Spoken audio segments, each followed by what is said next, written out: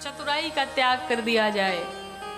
कथा में बैठे हैं तो सिर्फ कथा में ही मन लगाया जाए, लेकिन अगर कथा में बैठे हैं और मन कहीं और लगा है तो यही है चतुराई। कथा में बैठे हैं, मन ऑफिस में लगा हुआ है, यही है चतुराई। कथा में बैठे हैं, मन व्हाट्सएप पे लगा हुआ है, यही है चतुराई। इसे ही चतुराई कहते हैं।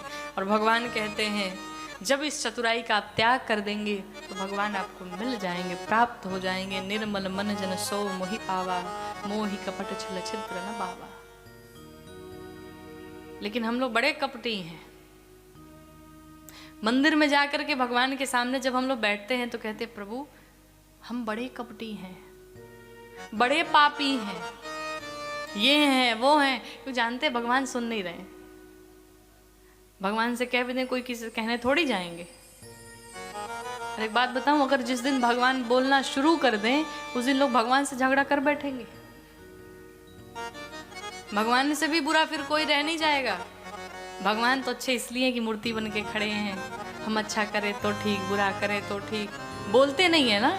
और अपने माँ बाप इसलिए बुरे लगते हैं कि वो हर बात में डांटते हैं, टोकते हैं। क्यों जा रहे हो, कहाँ जा रहे हो, कब आओगे, क्यों आओगे। भगवान के सामने बैठ के कह रहे हैं प्रभु हम महाकपटी हैं, महापापी हैं। और अगर दरवाजे पे कोई सामने वहां सुन रहा हो और जब आप यहां से निकले और आपसे कह दे और पापी महाराज क्या हाल चाल है, और कपटी जी ठीक हैं आप, फिर तो जो जबरदस्त लड़ाई होगी। ये क्या है, दो चेहरे हैं। भगवान के सामने बैठे हैं तो कुछ और, ऐसा नहीं। जैसे हम हैं वैसे ही समाज के सामने प्रस्तुत हों, क्योंकि जितनी मिलावट होती है उतनी गिरावट होती है। बनावटी ना बना जाए, जैसे हैं वैसे ही रहें।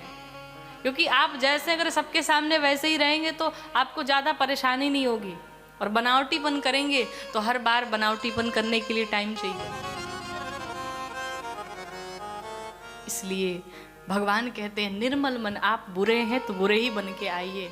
हम बुरे ही हैं प्रभु, स्वीकार करो तो जाने कि प्रभु हम भी शरणागत हैं, स्वीकार करो तो जाने।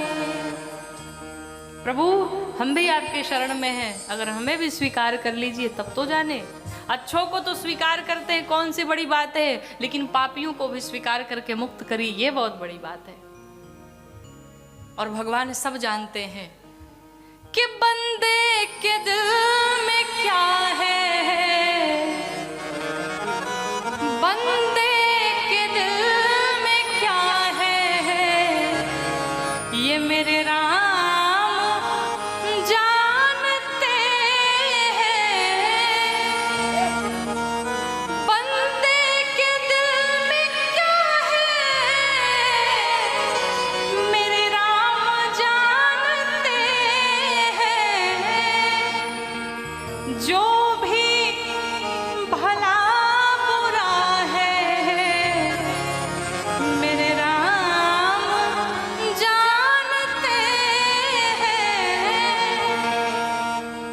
आज नहीं गाएंगे, बाद में गाएंगे। तो भगवान से कुछ छिपा नहीं है, भगवान सब जानते हैं। भगवान की ये बाल लीलाएं चल रही हैं। भगवान थोड़े से और बड़े हुए, चूड़ाकरण संस्कार हुआ भगवान का। किसने किया? चूड़ाकरण कीन गुरु जाई, स्वयं गुरुदेव वशिष्ठ आए और भगवान का चूड़ाकरण संस्कार किए, जिसे हम सभी मुंडन कहते हैं। तो भगवान का कोई वो नाई आकर के सैलून वाला नहीं बनाया बाल। कहते भगवान के जो बाल थे भगवान में ही विलीन हो गए। भगवान का मुंडन संस्कार हुआ। उसके पश्चात भगवान आज माँ कौशल्या से निवेदन करते हैं मैया मुझे आज खेलने जाना है। और मैया बार बार कहती है राम आप अगर सरयू मैया के किनारे तट पे खेलने जाएंगे तो आपके पाँव में कंकड़ गड़ जाएंगे, धूप लग जाएगी। भगवान ने कहा कोई बात नहीं मैया, हम खड़ाऊं पहन लेंगे। मैया ने कहा ऊपर से धूप लगेगी तो? भगवान ने कहा हम छाता ले लेंगे। अब बताओ, मैया ने कहा देखो राम, बड़े जन्मों की तपस्या के बाद आपको पाया है और हम नहीं चाहते आप क्षण भर भी इन नेत्रों से दूर जाएं। भगवान रुष्ट होके बैठ जाते, लेकिन भगवान फिर भी माने नहीं। अपने अनुजों के साथ में, मित्रों के साथ में कहाँ पहुंचे? सरयू मैया के किनारे। और भगवान खेलते कैसे हैं? तो कहते हैं धूल से खेल रहे हैं, मिट्टी से खेल रहे हैं। आजकल के बच्चे मिट्टी से नहीं खेलते, फोन से खेलते हैं। वो मिट्टी जानते ही नहीं है। पहले सब गांव में बच्चे हुआ करते थे तो मिट्टी से, धूल से खेलते थे। वो साइकिल का जो टायर होता था ना, तो हम लोग उसे गांव में ले लेकर, किसका टायर मिल जाए तो गांव में ले लेकर खूब नचाओ। क्या अद्भुत खेल हुआ करते थे, लेकिन अब तो सब विलुप्त हो गया। भगवान राम भी मिट्टी से खेल रहे हैं। मैया ने खूब सुंदर सा श्रृंगार करके राम जी को भेजा, बढ़िया सी चुटिया बनाई, काजल लगाया, सब श्रृंगार किया, और भगवान राम धूल से सने हुए आए। जब मैया ने देखा इतना सुंदर श्रृंगार करके भेजा, भूत बन के तू आया है, मैया लगी डांटने, लेकिन महाराज दशरथ उसी धूल से सने हुए भगवान राम को अपने गोद में बिठा लिया। बहुत सुंदर बेटा। महाराज दशरथ खूब दुलार करते हैं भगवान राम को, खूब प्यार करते हैं।